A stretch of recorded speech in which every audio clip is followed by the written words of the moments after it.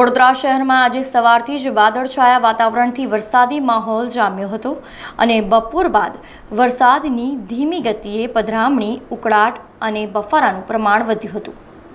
વડોદરા શહેરમાં છેલ્લા કેટલાય સમયથી વાતાવરણમાં સતત પલટો જોવા મળી રહ્યો છે। ક્યારેક આકાશ વાદળછાયું બને છે તો ક્યારેક અચાનક તડકો જોવા મળે છે।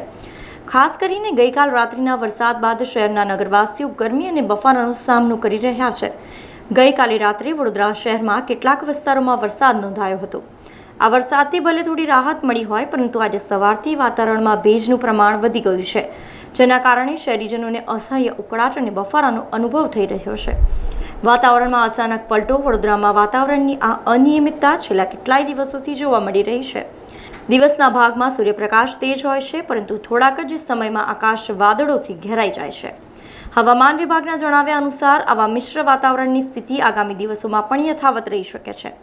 તાપમાન અને ભેજનું પ્રમાણ આજે વડોદરામાં લઘુત્તમ તાપમાન 29 સેલ્સિયસ અને મહત્તમ તાપમાન 38 સેલ્સિયસની આસપાસ રહેવાની શક્યતા છે। વરસાદ બાદ હવામાં ભેજનું પ્રમાણ વધવાને કારણે ફીલ લાઇક તાપમાન વાસ્તવિક તાપમાન કરતાં વધુ અનુભવાઈ રહ્યું છે, જે ઉકળાટમાં વધારો કરી રહ્યું છે।